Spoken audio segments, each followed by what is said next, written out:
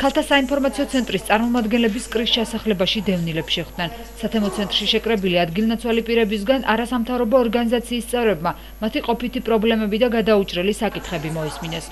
ლიახვის ხეობიდან დევნილებს ამ ეტაპზე საკანალიზაციო პრობლემა, აბანოების საკითხი და საბავშვებთან არსებული შორი მანძილი აწუხებთ.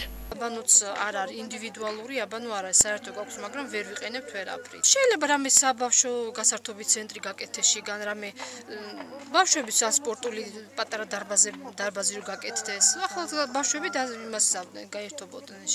სკრის დევნილთა დასახლება სკრასთან არის 2 კილომეტრით დაშორებული და ბავშვებს უჭირთ სიარული გზას. ანუ ტრანსპორტი არა აქვთ, რომ ატარონ სკრის საბავშვო ბაღში. კარგი იქნებოდა რომ ან ტრანსპორტი საშუალება ყოფილიყო, ან კიდე აქვე გაკეთებულიყო საბავშვო ბაღი. გზაც აუცილებელი არის, იმიტომ რომ ძალიან ტალახია და ცუდ მდგომარეობაშია. და რას მოითხოვთ? მოვითხოთ ხრეში მაინც დააყარონ გზებს და გააკეთონ. შეხვედრაზე დევნილებმა კოტეჯებში არსებულ მდგომარეობაზეც ისაუბრეს. ქალთა საინფორმაციო ცენტრის წარმომადგენლებმა პირადად მოინახულეს ამ მხრივ ყველაზე რთულ ვითარებაში მყოფი ოჯახები. კოტეჯებში ძირითად პრობლემას დაზიანებული იატაკი წარმოადგენს, რაც დევნილების თქმით გარკვეულ საფრთხესაც ქმნის. მთელი ზამთარი ასეა, მაგრამ ახლა შეეტყვა, ამ ზამთარს შეეტყვა. რა საფრთხე არსებობს ახლა რაც არის? ჩავარდება. ეგ 1.5 მეტროც 1.40 სანტიმეტრი მაინც არის პოლი ჰაერში. დღეს ხარ ჩავარდება სულ. გამოცვლა უნდა. აი კონკრეტულად რა უნდა გაკეთდეს? იატაკი უნდა აიყაროს, უნდა მოილესოს ბიტონი და ახლიდან დაიგოს ლამინატი. ამას სხვა არაფერი არ უშველს. დევნილთა პრობლემების გაცნობა ქალთა საინფორმაციო ცენტრისთვის მნიშვნელოვანი აღმოჩნდა.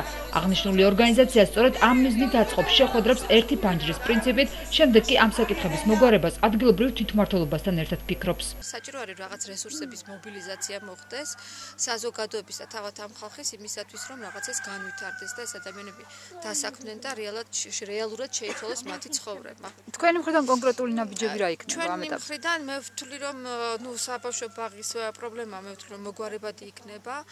დღეს შევხვდით, ვიყავით გამგეობაში და გამგებელს შევხვდებით კიდე და საკრებულოს თავმჯდომარეს ამ საკითხებს დავაყენებთ.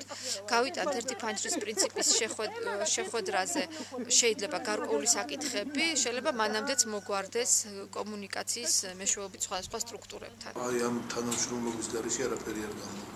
თანამშრომლობის მიზნით ქალთა საინფორმაციო ცენტრის წარმომადგენლები გორის მუნიციპალიტეტის საკრებულოს თავმჯდომარეს უკვე შეხვდნენ. ადგილობრივი თვითმმართველობა არასამთავრობო სექტორთან ერთად მუშაობისთვის მზადყოფნას გამოთქვამს. ძალიან მნიშვნელოვანი როლი ითამაშა აი ამ თემს და არა მარტო ამ დევნილთა და თემებზე.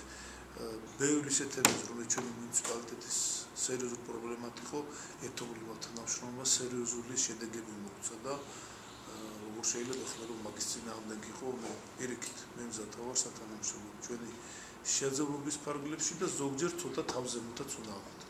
ქალთა საინფორმაციო ცენტრი აღნიშნულ პროექტს გაეროს მხარდაჭერით ახორციელებს, რომლის ფარგლებში შეხვედრებს ვითარების გაცნობის მიზნით დევნილთა სხვა ჩასახლებებშიც გეგმავს.